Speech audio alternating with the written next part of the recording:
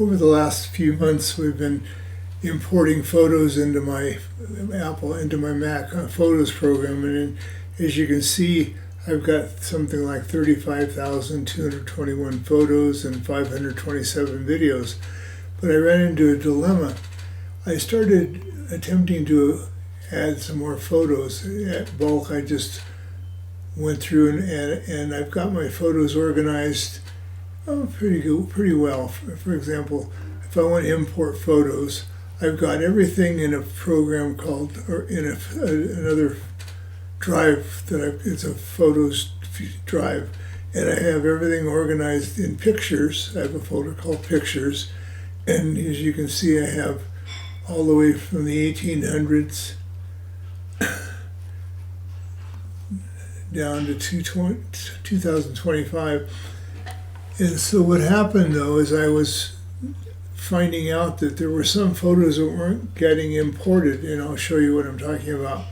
So here's a folder that I took in 2010, some photos and some visit from some relatives. And let me show you what I did. I took these photos, and they happen to be Adobe Photoshop raw files, and I no longer use Adobe, and somehow or other they were processed, but I'm going to review them for import. And as you can see, there's nothing there. And if I import those photos, and if I go back to 2010, you notice what happened. There they are. There's the photos that I imported. None of them appeared. So I'm going to go ahead and delete those photos because they don't exist. And I can't see them. I can't do anything with them. So I'm going to just go ahead and delete those 9 photos. And there's nothing that's going to show up.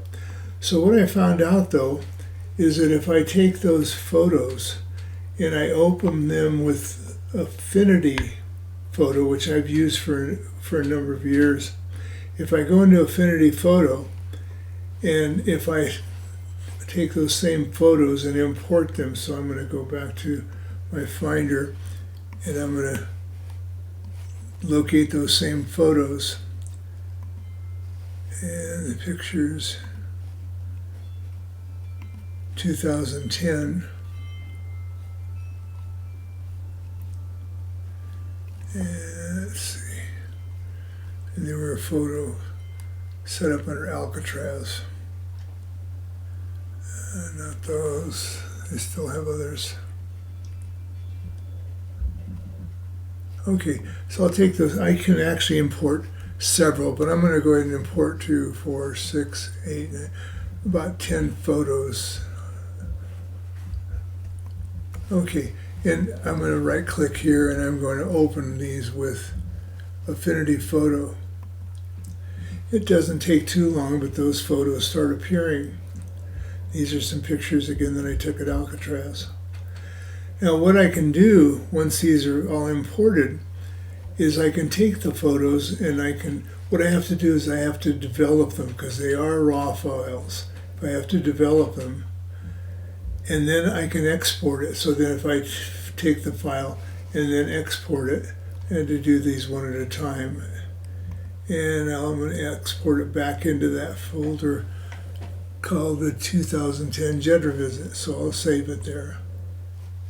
And I'll go ahead and say, I won't do this whole thing. I'll just say cancel. But then I'll close the file. I've already gone through this, I just won't save it. And I'll take another one of these. Let me find one. This one's one that's kind of dark, so what I'll do before I develop it is I'll clean it up a little bit. I'll change the exposure, not quite that much, and maybe work with contrast a little bit. And let's see. I can do more with this if I want, but at least I'll have a picture that I can see a little better. Then I'll go ahead and develop it, and then I will export it. And as I'm exporting it as a TIFF file. Now if I export it as too much color, a high color, a lot of pixels, it'll end up being a very large file. Let's see what happens if I can export this as 16-bit lab. I've got a lot of choices, but let's just do an RGB 32. Let's see how big it's going to be. The file size is 36 megabytes, so that's pretty big. I'll just go back to where I was. It's still better than a JPEG, but it's not RAW, so I'll export it. And again, the same place. And I'm not going to do this, but I'm going to cut this short, so I'll cancel. I'm going to quit Affinity Photo and just show you the results of what happens. So this is a cancel for the save. So what I'm going to do is close all the files. I don't want to save any of them. Close Affinity Photo. And then I'll go back to my Photos program and I'll go ahead and do an import. And I'll go to the same location, the pictures from 2010, and Alcatraz. And these are the raw photos. This is a number 2020-1, Alcatraz. Down lower, here's the TIFF files in the same 11 photos. And I'm going to review for import. It says I've already imported them. And so I'm not going to import them again, but notice they're there. And what it amounts to is, if I said to import them again, I'll cancel. But let me show you what happens. If I go back to the year 2010 now, and take a look at the profile, the files that I've got. This was, I guess this was one of the Jedra minutes. So these were JPEG and RAW, but notice these are files that I've converted. See, all of these were JPEG, but some of them were not. Let me see if I can find the Alcatraz photos here.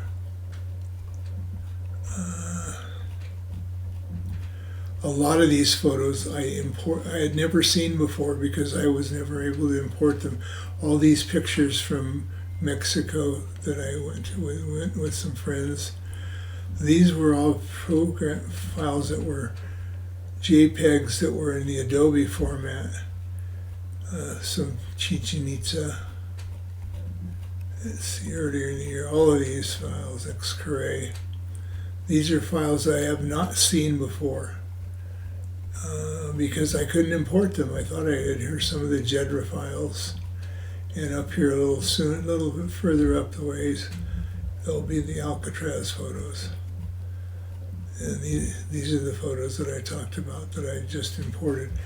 So these are some of the Alcatraz photos that I was able to import. All of these, I had never seen them before. They were in my computer, but I hadn't been able to import them. And as you can see, I doctored up a few of them before I imported them. But I did that in the Affinity Photo program. But all of these all these files that you see, I hadn't seen before until now. Okay, let's see how that goes.